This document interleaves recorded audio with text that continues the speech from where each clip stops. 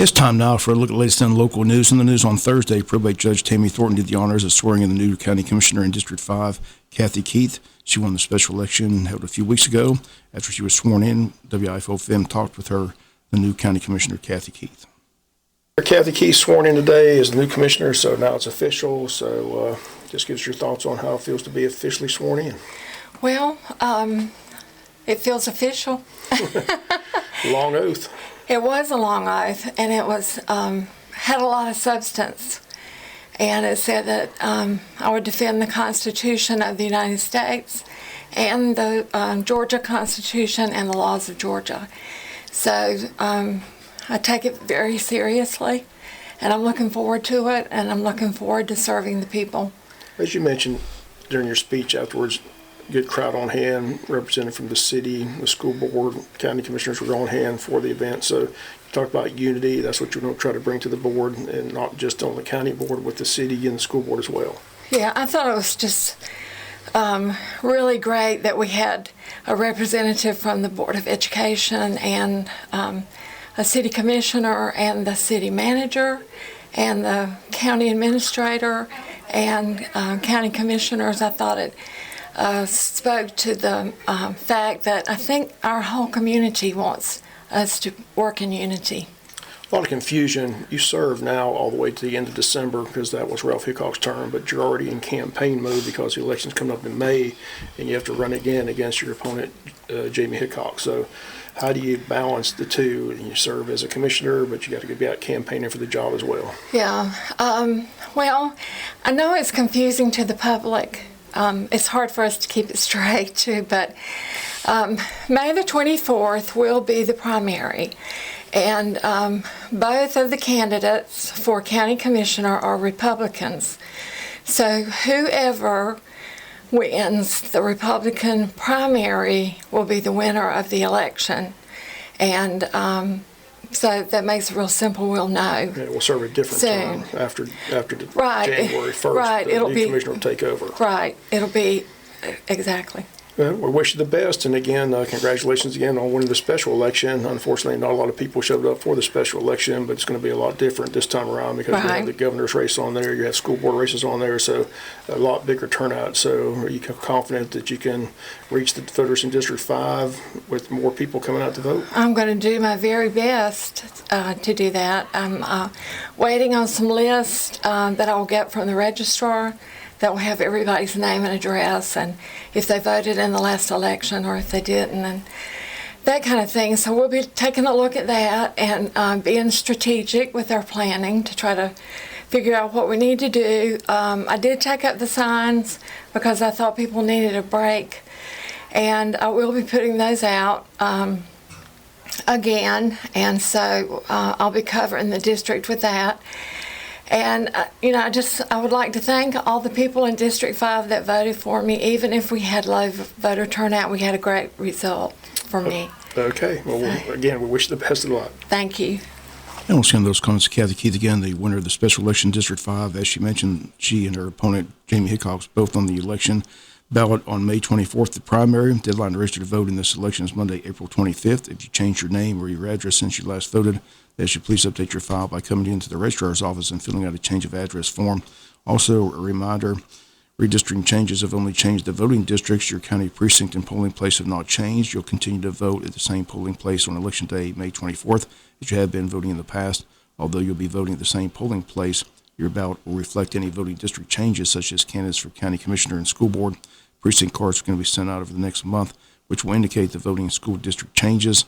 Reminder, the advanced voting location for the May 24th primary will be the Hall Richardson Recreation Center, 644 North 4th Street. Early voting begins on Monday, May 2nd, runs through Friday, May 20th from 8 a.m. to 5 p.m. There will be two Saturday advanced voting dates, May 7th and May 14th from 9 a.m. to 5 p.m. also at the Hall Richardson Recreation Center. Deadline to request an absentee ballot is May 13th. First day by absentee by mail ballot can be mailed is April 25th. We'll be back with more news after this word from our sponsor, other commercial messages, so please stay tuned. In other news, the State Judiciary Committee on Thursday quickly passed legislation that will let Georgians carry a concealed handgun without first getting a license from the state. House Bill 1358, which passed the House earlier this month, was amended to instead mirror Senate Bill 319, which was approved on the Senate floor last month. Both bills aim to rid the state of the requirement to first apply and pay for a license before being able to legally carry a concealed weapon. Senate Judiciary Chairman Brian Strickland, a Republican from McDonough, Georgia, declined to take public testimony yesterday, saying the panel had already heard comments about the Senate legislation in committee and it had been debated on the floor. Supporters of the measure say it will remove an unnecessary barrier to their constitutional right to carry handguns. Opponents of the bill say Republicans are just pushing legislation to remove the handgun licensing process to play to the GOP base this election year. They say in doing this, they also make it easier for those who don't have a legal right to possess and carry a handgun to do so, leading to an increase in gun violence. Currently, Georgians who seek to carry a handgun have to apply for a license with their local probate court or sheriff's office, get fingerprinted, submit to a background check, and pay a fee of up to $75. Background checks will still be required when purchasing a handgun from a store or a dealer under House Bill 1458.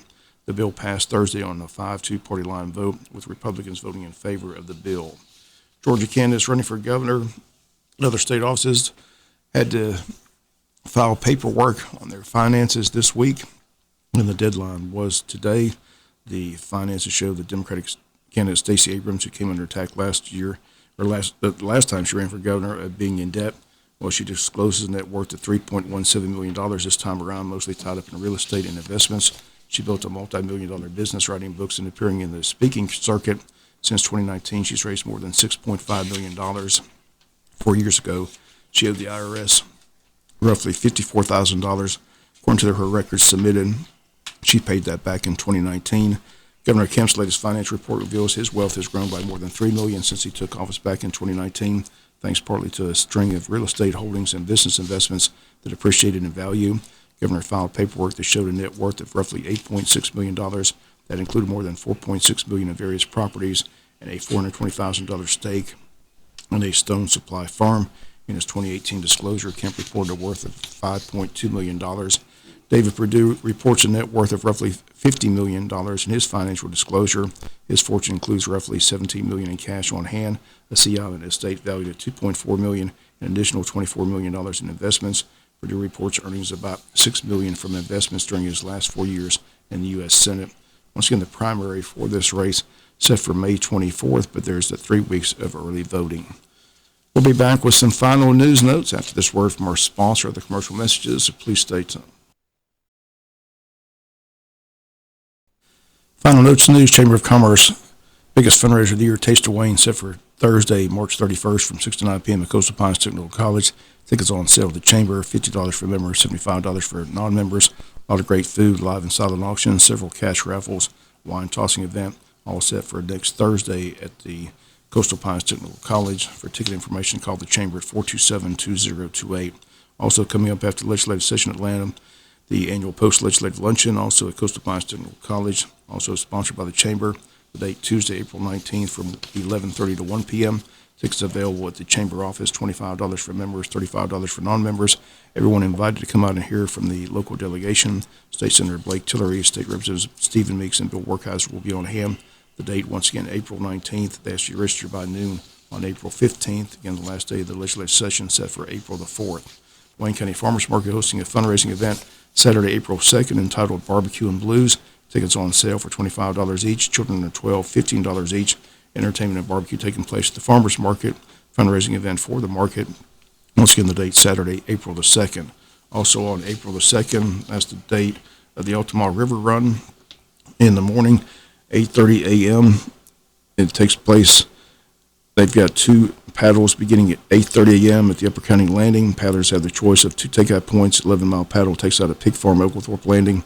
16-mile paddle takes out at J.C. Landing.